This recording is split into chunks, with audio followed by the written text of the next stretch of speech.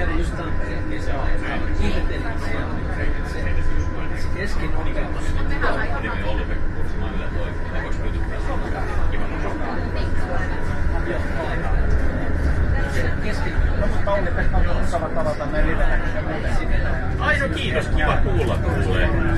Mä yleensä aamuisin, mutta nyt tämmönen poikkeuksellinen iltapäivävuoro. Ja on ihan mukavaa, että pääsee tekemään tämmöstä ainutlaatuista.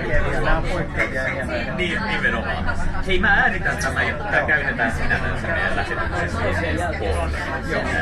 Anteeksi 4. Joo. Mutta koska me ei ehditä enää suoraan välttämättä, niin sitten tarvitsee tehdä näin. Aika ne kajaa, niin.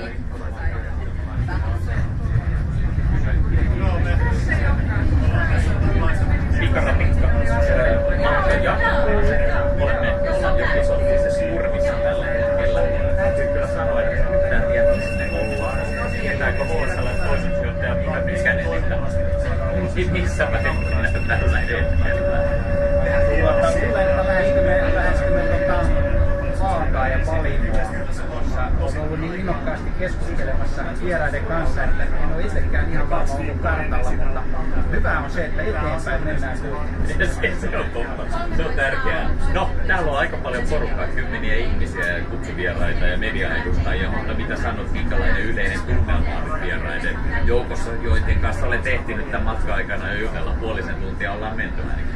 No kyllä positiivinen ilmapiiri tässä on, mutta ei pelkästään vieraille, vaan myös meidän isäntien puolella, koska tämä on iso hanke ja se, että me päästään kuukausia etukäteen aloittamaan tämä liikenne, jossa asiakkaat pääsee nauttimaan. Se on hieno osa kaikille, niin kyllä tässä on tunnelma korkealla. Mä kerron tuossa meidän lähetyksessä, että yksi syy siihen, että ollaan näin varhaisessa vaiheessa liikkeellä ja tosiaan 27. päivä lokakuuta Pikaratikka 15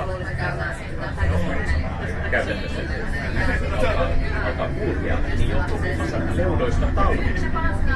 No, rakentamisessa on aina omat komerveisensä ja tässä kohtaa on sitten pystytty hyvin etenemään, mutta myöskin se yhteistyö, jota Allianssi on tehnyt, on ollut osa tästä onnistumisesta. Eli on pystytty monia haasteita etukäteen tunnistamaan ja ratkaisemaan, jolloin siitä se rakennustyö on sujuvampaa ja nopeampaa.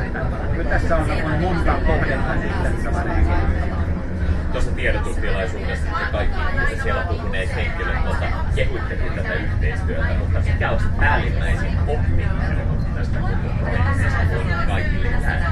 Uskon, että se on, että yhdessä sen koko tavoitteen tilannekuvan jakaminen ja silloin sieltä tunnistetaan niitä haastavia paikkoja, joko yhteensovittaa asioita aikataulullisesti tai mitä osaamista tai luvituksia tarvitaan, joka sitten kaikki yhdessä nopeuttaa sitä rakennustyötä. Se on paitsi silloin palvelu tulee nopeammin valmiin, se myös yleensä säästää veronmaksajien rahaa. No, HSL muuten on ollut tietysti taloudellisesti haastavat ajat pitkään. Kuinka paljon tällainen pikaratikka oikein keikuttaa sitä, se on kastaus entisestään. Lyhyellä aikavälillä nämä ei hirveästi niitä meidän taloudellista yhtälöä, mutta tämä tarjoaa asiakkaalle paremmin palvelua. Ja toisaalta sitten taas kun toi bussijokeri on tuossa kehällä ajanut, niin sitten me ajetaan se palvelu myöskin tietyllä aikavälillä alas niin, että meillä on lyhyt aika tätä päällekkäistä bussi- ja raidejokeria asiakkaalle tarjolla ja sitten siirrytään pelkkään raidejokeriin. Ja tämä kokonaisuus, uskon taloudellisesti, tulee pikkuhiljaa paranemaan, mutta kyllä tämä laaja etätyö ja ihmisten liikkumistottumusten muutos haastaa meitä taloudellisessa yhtälössä. Siellä on toki positiivisiakin asioita, esimerkiksi Helsingin keskustassa kävely ja pyöräily on lisääntyneet ja ne on sitten pois toisaalta joukkoliikenteen taloudellisesta yhtälöstä, vaikka ne yhteiskunnallisesti on positiivisia asioita. Niin, toisella tavoitteena on tietysti matkustajamäärän lisääminen, mutta uskotko, että tällaisella pikaratikalla on vetovoimaa siinä mielessä, että saa jättää auton tai pyörän kotiin ja tällaiseksi niin ilmittymään ja ajattelee, mitä Suomessa. Kyllä mä uskon, koska kysymyshän on aina siitä, että miten kukin meistä sen joukkoliikenteen tarjoaman palvelun kokee ja mitä sujuvampaa se on, mitä sujuvampia vaihdot, mitä nopeampaa se liikkuminen paikasta toiseen on, niin sen helpompi meidän joukkoliikenteen edustajille on saada markkinoisuutta yksityisautoiluun. Ja uskon, että tämän kaltainen palvelutaso selvästi on aikaisempaa paremmin. Auttaa meitä sieltä markkinoiden valtaamisessa. Eli ihmiset itse haluavat silloin valita joukkoliikenteen.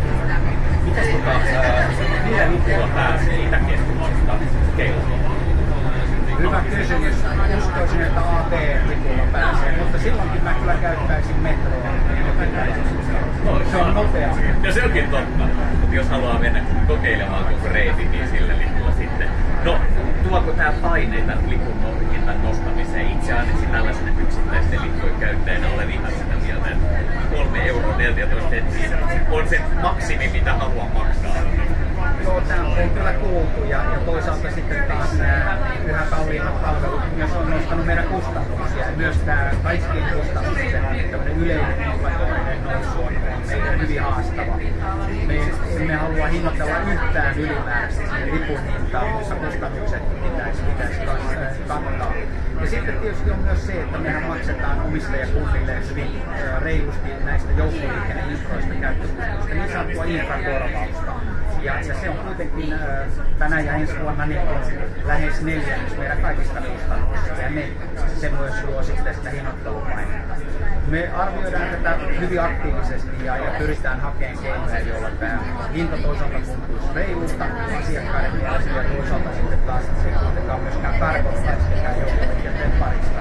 Ymmärrän hyvin, että joku hinta saattaa aina tuntua vähän korkealta ja valitettava harvoin saa ylipäätänsä kiitosta siitä, että maailman paras joukkoliikenne täällä, mikä on meillä aivan oikein hieno täällä, niin kuitenkin myös maksaa. Ja jos palvelutaso on kova, korkeatasoinen ja hyvä, niin sitten se ei voi olla myöskään samanaikaisesti halpa. Niin, kuulostaa aika vaikealta löytyä.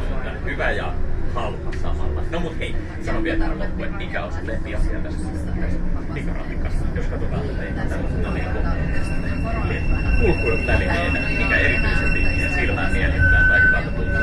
Kyllähän nämä vakaa ikään kuin asiakaskokemus, tämä liikkuu hirveän vakaasti ja silti maisema näkyy koko ajan. Mä tykkään tästä tosi paljon. Iso tikka. Joo, kyllä. Tää on ihan maisema junisuorasta.